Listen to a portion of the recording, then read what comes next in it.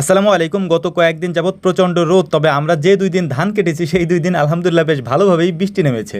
একদিন আগেই ধান কেটে এনে তারপর এগুলিকে রেখে দিতে হয়েছিল, কারণ বৃষ্টির জন্য এই ধান আমরা মারাই করতে পারিনি। পরদিন সকালবেলা দেখলাম যে খুব সুন্দর রোদ আছে, ভাবলাম যে আজকে হয়তো খুব সুন্দরভাবে আমরা এই কাজটা শেষ করতে পারবো, অর্থাৎ আমাদের এই ধানগুলিকে মারাই করতে পারবো। কিন্তু ধান মারাই করার যে মেশিনটা রয়েছে, এই মেশিনটা আমরা ধানের কাছে আনার সাথে সাথেই দেখলাম যে আকাশে প্রচণ্ড মেঘ এবং বৃষ্টির ঘটা দেখা যাচ্ছে।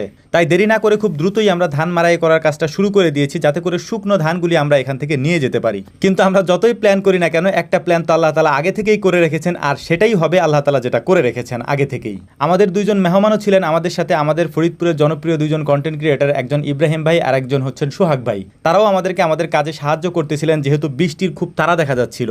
কিছুক্ষণ ধান মারাই করার পরপরই দেখলাম যে বৃষ্টি চলে এসেছে। বৃষ্টি আসার পর আমাদের যে মূল সমস্যাটা হয়েছে সেটা হচ্ছে আমাদের যে মেশিন ম্যান রয়েছে ইমন, ও হচ্ছে জ্বর। আমি আগেই বলেছিলাম, আগের ভিডিওতেও বলেছি, যে কারণে বৃষ্টি আসার সাথে সাথে ও এখান থেকে চলে গিয়েছে। এর ফলে যে সমস্যাটা হয়েছে সেটা হচ্ছে আমাদেরকে এই ধানগুলি মারাই করতে হবে পুরো সময়টা ধরে। একটা সময় মেশিন বন্ধ করে দিয়েছিলাম, তারপরে চিন্তা করলাম এই বৃষ্টির মধ্যে যদি কাজগুলি আমরা না করতে পারি, তাহলে বৃষ্টির পরে এই কাজগুলি করতে আমাদের অনেক বেশি সময় যেতে পারে এবং সেক্ষেত্রে আমাদের রাতও হয়ে যেতে পারে।